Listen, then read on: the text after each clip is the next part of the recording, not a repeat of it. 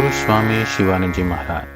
अध्याय 86, पृष्ठ संख्या 265। बेलूड़ मठ, शुक्रवार 4 मार्च 1932। चिट्ठियां पढ़ी जाने लगी हैं। एक भक्त ने दीक्षा लेने से पहले अनेक गर्हित कार्य किए थे। इस कारण उन्होंने अत्यंत अनुतप्त होकर जीवन की अनेक घटनाओं को पत्र द्वारा सूचित करते हुए क्षमा याचना की है।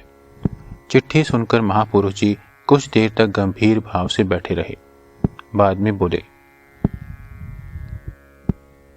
इसके हृदय में ठीक ठीक अनुताप हुआ है, पश्चाताप हो रहा है। इसका अवश्य होगा, लिख दो। भय नहीं, ठाकुर तुम्हारा उद्धार करेंगे। उनके पास कोई भी पाप बहुत बड़ा नहीं है। तुम लोगों की रक्षा करने के लिए ही तो ठाकुर आए थे।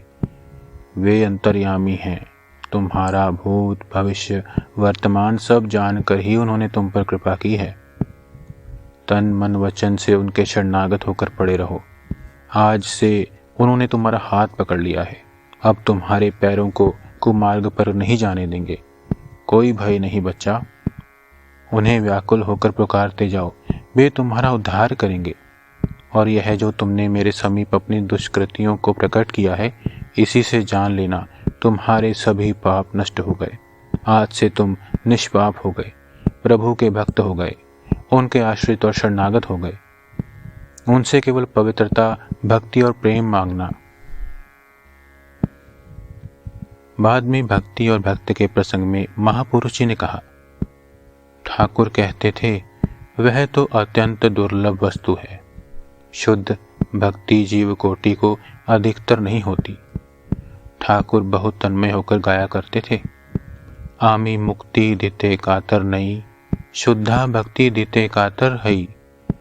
आमार भक्ति जेवा पाए, से जे सेवा पाए, है त्रिलोक जई। सुनो चंद्रावली भक्तिर कथा कई, शुद्धा भक्ति एक आछे वृंदावने। गोप गोपी बिने अन्य नाही जाने, भक्तिर कारणे नंदेर भवने। पिता ज्ञाने तार बोझा, माथाए बई। आहा, ठाकुर कितनी तन्मयता के साथ इस गीत को गाते थे। यह कहकर महापुरुष महाराज स्वयं वह गाना गाने लगे। बाद में कुछ देर तक चुप रहकर मानो अपने आप से ही कहने लगे, ठाकुर तो पापी तापी लोगों के उद्धार के लिए ही आए थे। आंतरिक भाव से उनकी शरण में आने पर वे अपना वरद हस्त फिराकर सब पांव पहुँच लेते हैं। उनके दिवस स्पर्श से मनुष्य तत्काल ही निष्पाप हो जाता है। उनके प्रति आंतरिक आकर्षण चाहिए। उनके श्री चरणों में आत्मनिवेदन चाहिए।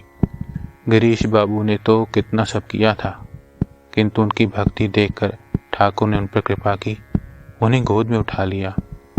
इसलिए तो जीवन के अंतिम भाग में गिरीश बाबू कहा करते थे, यदि जानता कि पाप रखने के लिए इतना बड़ा स्थान है तो और भी बहुत सा पाप कर लेता। वे कृपामय हैं, कृपा सिंधु हैं। ओम श्री राम कृष्णार्पणमस्तु।